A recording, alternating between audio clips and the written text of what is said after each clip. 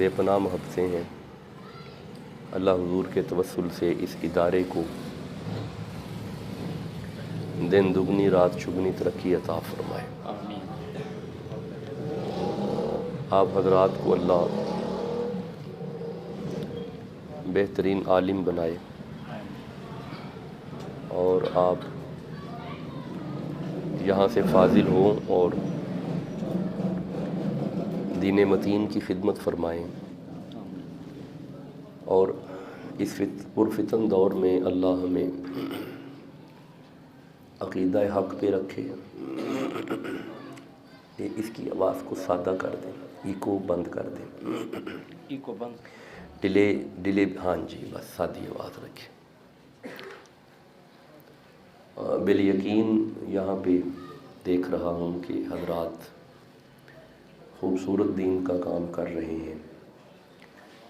کامیابی کا سب سے پہلا ایلیمنٹ یہ ہے، سب سے پہلا نقطہ یہ ہے، اگر زندگی میں کامیابی چاہیے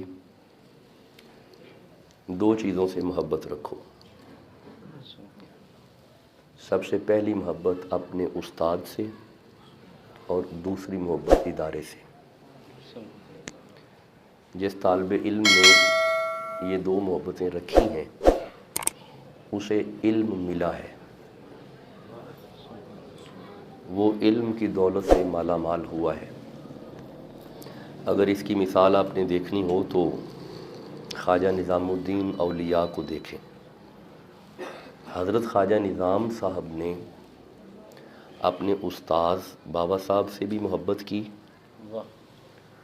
اور پاک پتن کی سرزمین سے بھی محبت کی۔ سبحان اللہ نے نظام الدین بنا دیا، نظام نہیں رہے، نظام الدین ہو گئے، اور وہی نظام الدین کا فیض ہے توسہ شریف میں۔ شاہ سلیمان توسوی، شاہ سلیمان توسوی نے اپنے شیخ استاد، پہلے تو یہ ذرا ایک ذہن صاف کریں چھوٹے بچے اور بڑے حضرات بھی، آپ کا استاد بحیثیت شیخ ہوتا ہے۔ اگر تھوڑا پیچھے چلے جائیں تو تصوف میں یہ پیر اور مرید کا جو رشتہ تھا یہ استاد اور شاگرد والا تھا۔ اب تو پیری مریدی ویسے ہی کاروبار بن گیا ہے، پروفیشنل ہو گیا ہے، ایک باقاعدہ ایک یونٹ بن گیا، ڈپارٹمنٹ ہے کہ یہ پیر ہیں اور یہ سارے مرید ہیں، یہ بڑے خلیفہ صاحب ہیں، یہ چھوٹے ہیں۔ اب ایک باقاعدہ ڈپارٹمنٹ بن گیا ہے، پروفیشنل ڈپارٹمنٹ، حالانکہ ایسا نہیں ہے۔ استاد ہی شیخ ہوتا تھا اور شاگرد مرید ہوتے تھے۔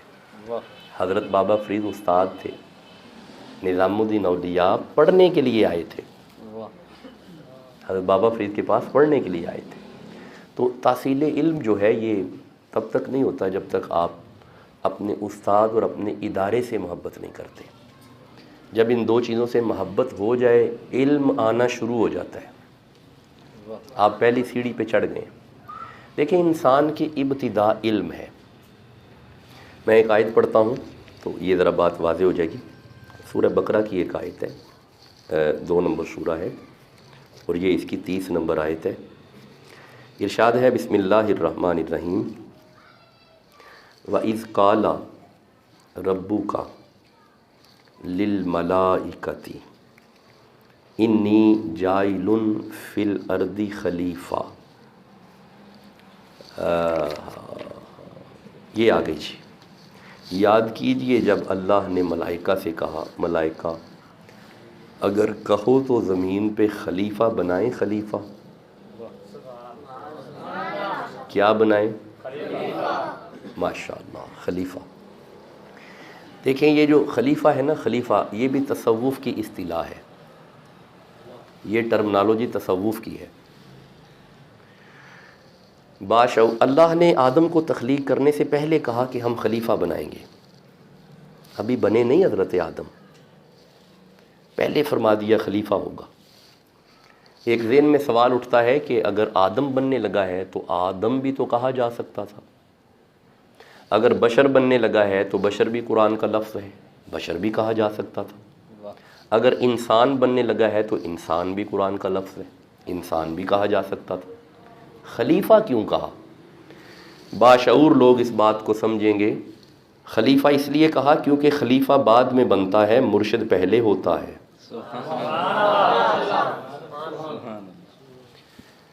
دیکھیں میں بس شاید کوئی انداز میں نقص ہے یا کیا معاملہ ہے، میں یونیورسٹی میں بھی جب پڑھاتا ہوں نا تو میرے سامنے M Phil M A M Phil P H D level کے بچے ہوتے ہیں جو تفسیر پڑھتے ہیں، کلاس میں بھی سبحان اللہ کہہ دیتے ہیں۔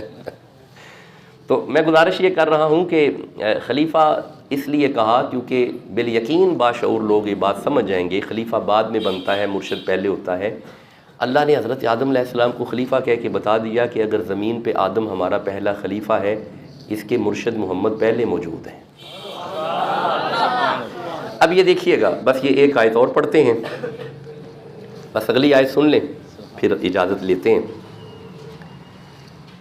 بلا فاصلہ اللہ فرماتا ہے وَعَلَّمَ،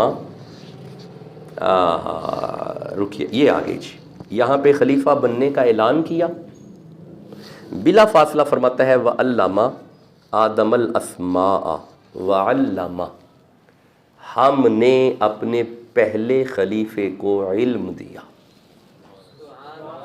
پتہ چلا خلیفے پڑھے لکھے ہوتے ہیں،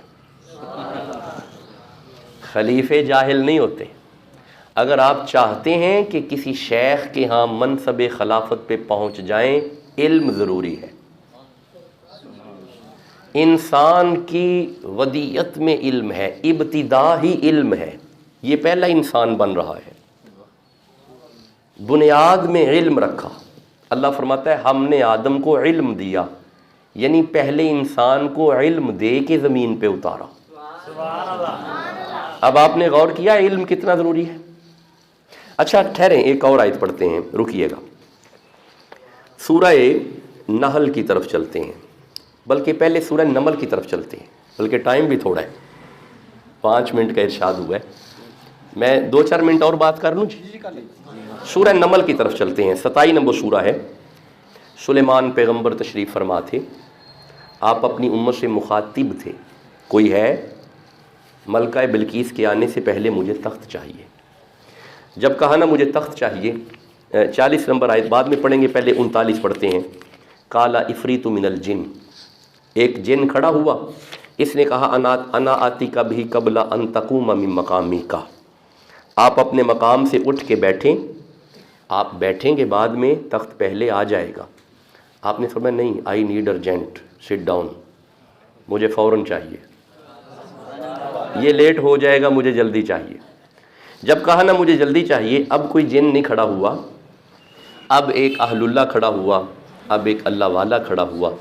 اس نے کہا قال الذی عندہ علم من الکتاب، اب بولا ان میں سے وہ جس کے پاس کتاب میں سے علم تھا،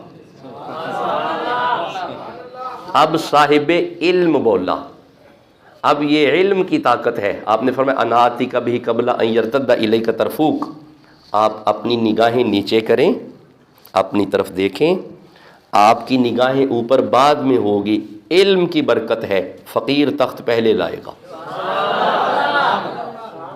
پھر تخت آ گیا، لانے والا آصف بن برخیہ، اور اس کے پاس قوت کون سی تھی؟ علم۔ قوت کون سی تھی؟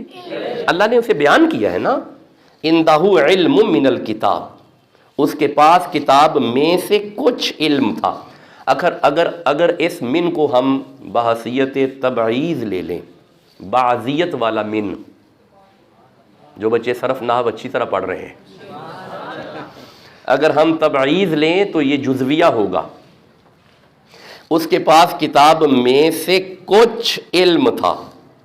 میرے بچوں، جس کے پاس کتاب میں سے کچھ علم ہو، اگر وہ اتنی قوت رکھتا ہے تو جو یعلمہم الکتاب ہو۔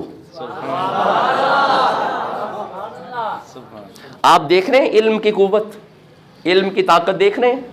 اچھا ٹھہرو، ایک آیت اور پڑھتے ہیں، ٹھہرے، رک جائیں، کوئی بات نہیں۔ 27 نمبر سورہ کی 16 نمبر آیت پڑھتے ہیں، یہ آگے جی سامنے، سورہ نحل ہے یہ، میرا اپنا نسخہ ہوتا ہے، پھر میں جلدی نکال لیتا ہوں، رک کے سنیے گا۔ اللہ اکبر، دیکھیں ذرا مقام علم، دیکھیں علم کی قوت، دیکھیں علم کا مرتبہ دیکھیں۔ یہ آگے جی 17 نمبر آیت ہے، یہ ارشاد ہوا بسم اللہ الرحمن الرحیم وَوَرِثَ سُلَیْمَانُ دَاؤُدَ۔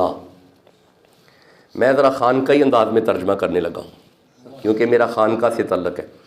اللہ فرماتا ہے ہم نے سلیمان علیہ السلام کو داؤد علیہ السلام کا گدی نشین بنایا،